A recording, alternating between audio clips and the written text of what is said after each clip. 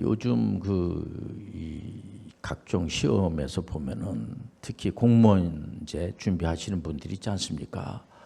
군 장교 후보생들이 이제 그 시험을 이제 보는 데 있어서 한국사가 아주 필수로 되어 있습니다. 각종 공무원 시험은 그 한국사가 자기 나라에 대한 역사를 알아야죠. 역사를 모르고 산다고 하는 것은 아무런 의미 없이 산다고 할 수가 있습니다. 특히 우리가 이제 신앙생활 하시는 분들은 종교, 이 중세 종교, 중세의 그 종교하면은 굉장히 타락한 그런 중세 그 종교를 볼 수가 있어요. 왜냐면 그 당시에 교황하고 세상 그 군왕하고의 이제 완력 다툼 때문에 싸움도 많이 하면서 본의 아니게 그러다 보니까는 이제 종교가 타락을 하게 됩니다. 그때의 지금 개혁교회가 이제 시작이 된 지가 한 500년 정도 되지 않습니까? 마르틴 루터가 1517년에 종교 개혁을 이제 해서 오직 성경 그냥 그대로 믿고 성경 외에 다른 거를 자꾸만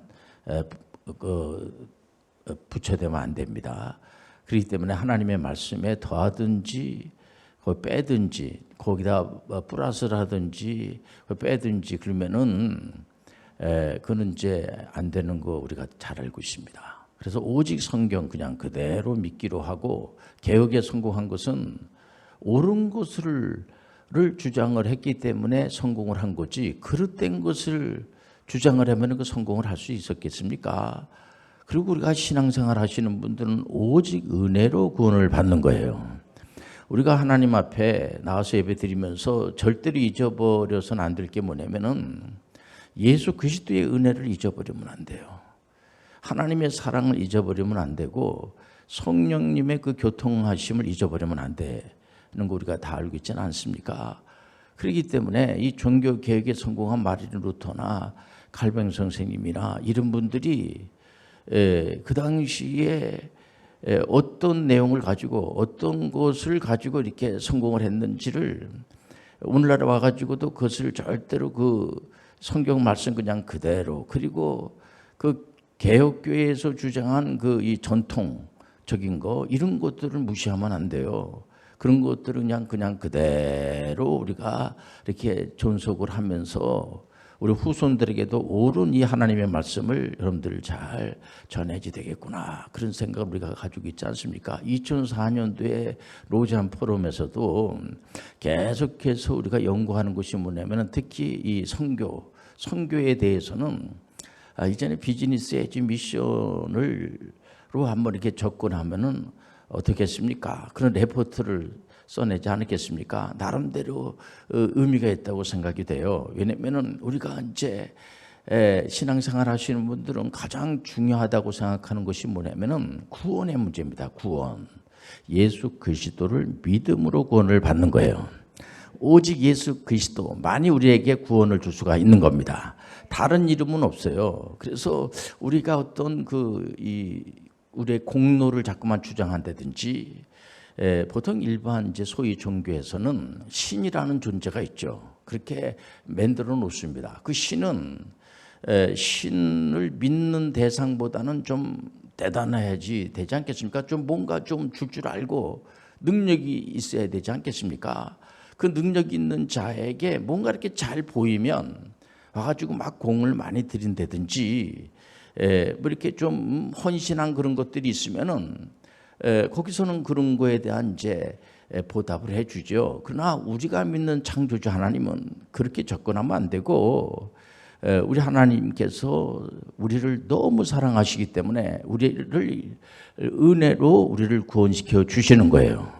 그렇기 때문에 우리가 믿는 하나님은 이 창조주 하나님은 보통 소위 말하는 우상 숭배하는 그런 사람들하고는 그런 이제 거하고는 완전히 다릅니다. 그래서 우리가 항상 하나님의 은혜 가운데서 구원의 문제는 오직 예수 그리스도 외에 다른 이름으로는 구원을 줄 수도 없고 그건 다 거짓된 것이고, 근데 우리 하나님께서 이 사람을 하나님 형상대로 창조하시고 그렇게 기뻐하시면서 창조하시는 그런 목적이 있어요. 보면은 창조하신 그 목적을 보면은 창세기 1장 20 우리가 8절에 보면 하나님이 그들에게 복을 주시며 하나님이 그들에게 이르시되 생육하고 번성하여 땅에 충만하라, 땅을 정복하라, 바다의 물고기와 하늘의 새와 땅에 움직이는 모든 생물을 다스리라 하시니라. 이런 말씀을 주셨어요. 그러니까 이게 무슨 말씀이냐면 문화 명령을 주신 겁니다. 그러니까 이제 창세기 3장에 보면은 마귀가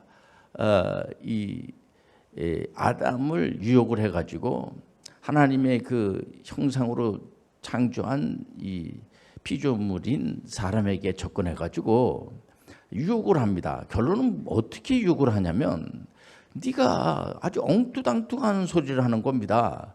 네가 피조물로 있지 말고 창조주 하나님이 되라. 이건 뭐 말도 안 되는 소리예요. 보면은 이게 그러니까 마귀의 입장에서는 말이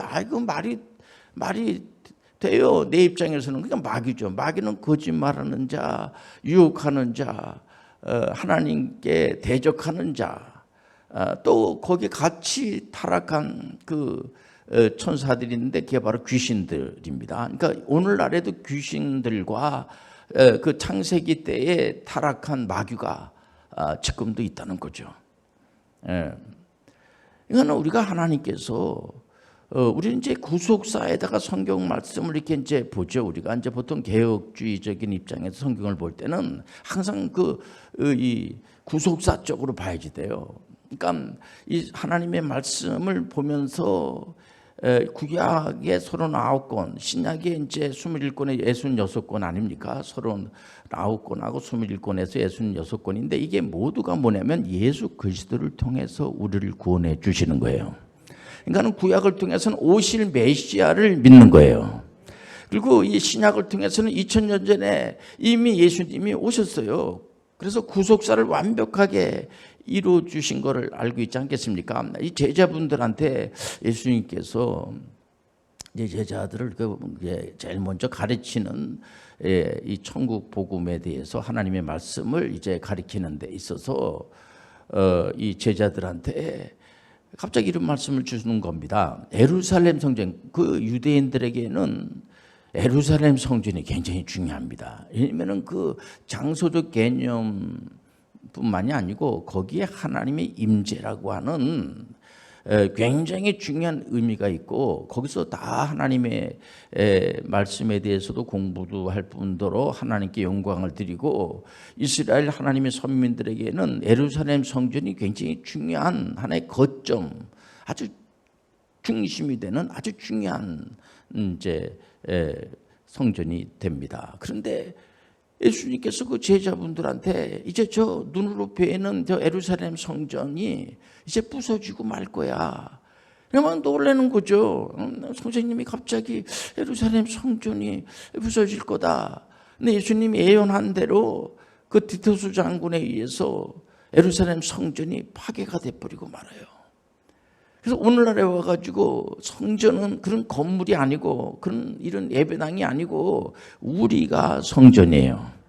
우리 안에 하나님의 영이 임재하시는 거야. 그러니까 우리를 건들면은 안 된다는 거를 마귀가 알고 있겠죠. 그러니까 우리 안에 하나님의 영이 임재하는데 성령이 임하는 거야. 그러니까 예수님께서 사망 권세를 물리치고 부활 승천하셔서 이제 하나님 우편에서 예수님께서는 살아계시고 이분이 우리를 위해서 중보기도 24시간 동안 우리를 위해서 늘 기도해 주시고 마귀가 머리털 하나 건들 수 없도록 눈동자까지 지켜주신다는 사실을, 이 사실을 우리는 믿음으로 받아들이는 거예요. 그리고 성령께서 오늘 이 자리에 와 계십니다. 2명 이상 모여서 예배드리면 하나님의 영이 그곳에 임재하는 겁니다. 그러니까 성부 하나님, 성자 예수님, 성령 하나님 이렇게 삼일체 하나님을 믿는 게 이게 올바르게 신앙생활을 하는 거예요. 그러니까 이제 예수님께서 갑자기 성전이 이제 부서진다고 하니까는 제자분들이 놀래가지고 그게 그 어느 때 그렇게 그런 일이 일어날 겁니까? 세상 말세가 되면은 그런 일이 일어날 겁니까? 이제 걱정이 되고 하니까 이제 두려움도 생기고 해서 물어보니까 예수님이 그렇지 않습니까? 이 마지막 때가 되면은 이제 그런 현상이 일어나는데 여기저기에서 내가 예수 그리스도다, 내가 구세주다, 그런 사람들이 나타날 거다. 그래서 여러분들 가만히 이렇게 봤을 때 자기가 구세주라고 한다든지 자기가 메시아라고 한다든지 요즘 한간에 그냥 난리가 아니에요. 자기가 신이라고 하는 사람들이 많아졌다고 말이야 하는 그 요즘 그냥 그 언론에 많이 지금 이제 드러나고 있지 않습니까? 자기가 신이라고 말이야. 그런 사람들은 어떻게 보면은 아주 순수한 좀 수준이 낮은 이단이라고 볼 수가 있어요. 자기가 메시아라고 그러고 자기가 구세주라고 그러고 이런 친구들이 있어요. 그건 확실한 이단이죠. 그건 잘못된 겁니다. 완전히 사이비 이단이죠. 그거는. 그런데 어떤 또 이단들은 자기가 메시아다, 자기가 성령이다, 뭐 가끔 그런 얘기도 하겠죠. 그러나 이제 그 주변 사람들에게 뭐 자꾸만 이런 얘기 저런 얘기 하면서 뭐 성경을 가지고 뭐 이렇게 풀이한다시고 하면서 주변 사람들이 알아가지고 이긴 자라든가 재림예수라든가 성령이라든가 이렇게 말이 나올 수 있도록 유도를 하는 겁니다. 그거 이단이에요. 그런 식으로. 그러니까는 슬슬 예수 그리스도 외에 다른 이름으로 다른 이제 핑계를 대가면서 이 하나님의 말씀을 가지고 다르게 이렇게 저렇게 이렇게 이제 살살 유혹을 하면서 결국은 자기가 이렇게 뭐 이제 그 대언자의 역할을 맡았다 이런 식으로다가 이제 유혹하는 그런 자들은 전부 다 이단화야 되는 거예요. 오직 예수 그리스도. 그리고 특히 우리 대한민국에 이렇게 구세주라는 사람들이 많아요. 여러분들 예수 그리스도는 유대 땅 그 베들레헴에 탄생한다고 미리 예언자들이 다 성경에 성경대로 말한다고 하면서 이렇게 대한민국에 이렇게 구원 자들이 많은지 모르겠어요. 정말 여러분들 잘못된 거예요. 여러분들 유대의 베들레헴에 그 갈릴리가 아니고 베들레헴에 거기에 탄생이 될 겁니다.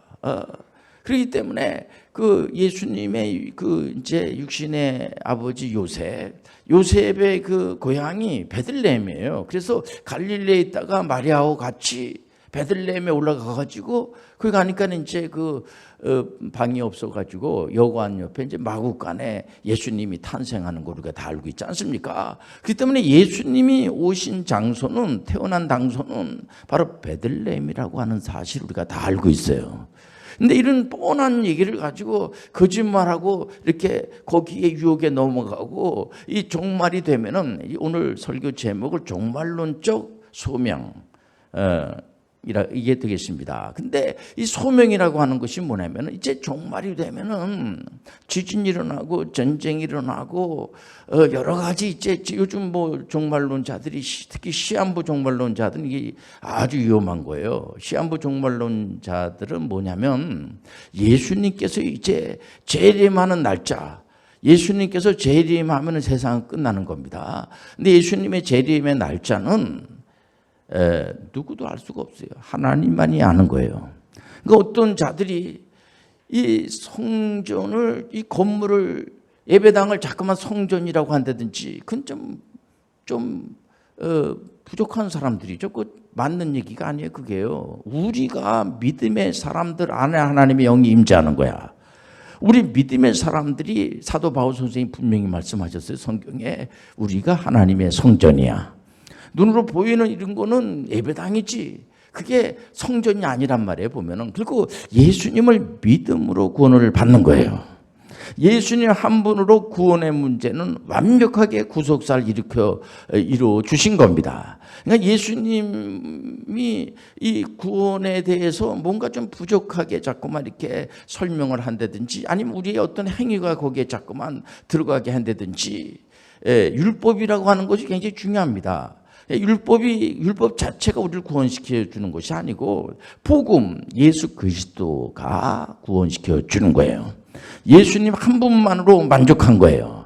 근데 뭔가 예수님의 그 구원이 조금 뭔가 부족한 것처럼 이렇게 약간 이제 그런 식으로다가 유도한다든지 하면 그거 다 잘못된 겁니다. 그러니까 하나님 말씀에 더 붙인다든지 말씀을 좀 뺀다든지, 아니면 예수 그리스도가 뭐 십자가를 못 지러 왔냐, 예수님 뭐 실패를 한 것처럼 이렇게 유도를 해서 예수님의 어떤 그런 사역에 대해서 자꾸만 이렇게 좀 비난을 한다든지, 예수님의 예수님은 십자가를 지기 위해서 오신 거예요. 십자가에서 피를 흘림으로 말미암아 예수님이 십자가를 짓질 않으면은 피 흘림 없이는 제사의 은총이 없어. 예수님은 그 제자분들이 메시아로 이렇게 고백을 하고 난 다음에 예수님이 십자가 진다고 했을 때 다 배반했잖아요. 그거 잘 모르고 한 것이죠. 예수님이 다시 잘 설명을 하시고 부활하셔서 예수님의 그 십자가를 잊어버린 예수님의 피 흘림의 그 사건, 예수님은 실제적으로 피 흘림으로 말미암아 우리 죄 문제를 해결해 주신 거예요. 그렇기 때문에 예수님의 그 사죄의 은총을 우리가 입어서 이신칭이라고 그러죠. 그러니까 개혁자들이 성공한 것이 뭐냐면은 예수님을 우리가 믿음으로 그분이 우리를 의롭다라고 인정해 주는 거예요. 그러니까 뭔가 좀 부족한 것처럼 우리가 예수님으로 말미암아 우리가 신앙생활하는 분들이 예수님을 믿음으로 내가 이제 죄사함의 은총을 받고 예수님의 은혜로 구원받았으니 너무 감사합니다, 너무 고맙습니다. 그런데 뭔가 좀 그래도 좀 뭐 부족한 게 있지 않는가, 그렇게 생각하는 분들이 있어요. 그러면 안 돼요. 예수님의 구속사는 그래서 그 개혁자들은 오직 은혜로 구원을 받는 겁니다. 우리가 무슨 일을 해야지만 구원의 문제는 우리가 손을 댈 수가 없어요. 이건 하나님의 은혜로 구원을 받는 거야. 예수님만이 구원자가 될 수가 있어요. 뭐 바뀌어졌다는 운동, 요즘 좀 하나님께서 좀 작전을 바꿨다는 둥 이렇게 성경을 가지고 한다고 하지만, 다 모든 이단들이 성경이 그 신약 때에 2000년 전에 그 초대교회 때 이단들이 많았어요. 그래서 베드로 이제 사도도 굉장히 그 베드로 전후서에다 기록이 되어 있고, 예수님의 그 막내 동생 되는 그 는 유다서가 한 장이잖아요. 한 장의 안에 그 이단들에 대해서 잘 기록을 해놨습니다. 영지주의자라든가 방탕영지주의자들, 또 아니면은 자기가 구세주라고 하는 친구들이 여기저기서 많이 있는 겁니다. 이거 전부 다 잘못된 거예요. 결론은 나중에 이렇게 하든 저렇게 하든지 간에 나중에 결론은 예수 외에 다른 데 구원이 있다고 하면 다 잘못된 거예요. 오직 예수님만이 구원자가 되어주세요. 이것이 바로 올바른 이 개혁자들이 그렇게 다 정리를 해놓은 겁니다. 그러고 난 다음에 우리가 이제 예수 그리스도를 이제 믿음으로 구원을 받았으니까, 물론 이제 로마서 5장에 보면은 우리가 태어나기도 전에 그러니까 구원의 확증성을 가질 필요가 있는 게 뭐냐면, 우리가 태어나기도 전에 그분은 우리를 위해서 십자가에서 피 흘려 돌아가심으로 말미암아 우리의 구원의 문제를 해결해 주셨어요. 물론 요한복음 5장 24절에 보면은 예수님을 믿으면은 이제 심판에 이르지 않고 이제 천국 간다, 그런 내용이 있지 않습니까? 이제 구원을 받는다, 그런 내용이 있지 않습니까? 그 말씀을 우리가 이제 받아들이고, 그리고 로마서에 보면은 분명히 십자가에서 우리가 2000년 전에 태어나지 않았잖아요. 근데 예수님께서 기쁘신 뜻으로 우리를 구원해 줬다는 사실이 얼마나 감사합니까? 은혜로 구원을 받은 거예요. 그래서 우리는 이제 은혜로 구원을 받았으니까 이제 됐어. 이제 천국만 가면 돼. 이런 분들도 있을 수 있죠. 물론 이제 그로 다 모든 소명이 다 끝났다라고 이제 생각할 수 있는 분들도 있어요. 아, 이제 내가 예수님을 믿고 예수님의 은혜로 내가 살고 이제 나는 이제 천국만 가면 됐지 뭐. 그런 분들 있을 수 있어요. 근데 그로 끝나면은 좀 뭔가 모질란 겁니다. 그래서 개혁자 칼빈 선생님은 직업의 소명서를 아주 강력하게 주장을 했습니다. 오늘 이 본문의 창세기 1장 28절에도 보면 분명히 우리가 선교 명령을 준행해야죠. 하나님께서 예수님을 이 땅에 보내주시고 예수님께서 우리한테 분명히 엄청난 그런 대유임 사역이 뭐냐면은 선교 명령을 우리한테 주셨어요. 우리가 그래서 모든 족속으로 제자 삼아 아버지 아들과 성령의 이름으로 세례를 주고 가르쳐 지키게 하라. 반드시 여러분들은 선교 명령을 잘 준행하시길 바랍니다. 그 다음에 이 직업의 소명설, 우리가 이제 신앙생활 하시는 분들은 이 두 가지를 할 줄 알아야지 돼요. 이 선교 명령을 준행해야 할 줄 알아야지 되고 이 문화 명령을 준행할 줄 알아야 돼요. 그를 칼빈 선생님이 아주 구체적으로 말씀하신 것이 뭐냐면은 이 직업이라고 하는 거, 그 당시만 하더라도 직업을 이게 이제 하나님의 말씀을 이렇게 전하는 이제 성직자들 이런 분들에 대해서는 이제 그 하나님께서 저분을 선택을 해서 소명을 주셨다 이렇게 하는데 우리가 가지고 있는 직업이 지금은 굉장히 많아졌죠. 지금 이제 현대의 직업의 숫자가 10,000가지가 넘고 지금 어떤 분들은 자기가 직업을 아예 만들어내는 사람들도 있습니다. 보면은 이 직업이라고 하는 것을 칼뱅은 그때 소상공인들이 그 제네바에 많이 있었거든요. 이제 상공인들이니까 중소기업 하는 분들이 많이 있었습니다. 이분들에게 직업의 소명서를 선포하니까 엄청나게 이 사람들은 이제 그 감격을 하면서 받아들이기 시작한 거죠. 아, 이 직업도 우리 목사님 성직자들이 이 예배를 집전하고 하나님께 말씀을 전하고 영광 드리는 거 이거 귀하게 여기죠. 신앙생활 하시는 분들이 목사님들을 성직자들을 귀하게 여기지 않은 분들이 어떻게 있겠습니까? 다 귀하게 여기죠. 그런 것처럼 우리가 하는 이런 직업의 그 사명을 가지고 소명을 가지고 하는 것도 다 하나님 주신 소명이라는 거예요. 하나님 주신 성스러운 일이라는 거예요.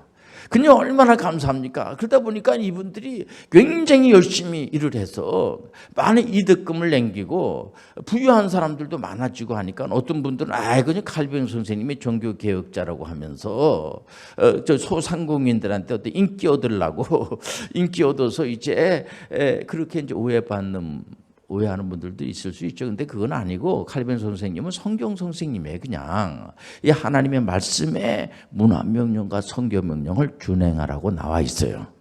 이거를 받아들이고 여러분들은 전문인 선교하는 이 비즈니스 에이지 미셔너리가 되는 것을 두려워하지 마시길 바랍니다.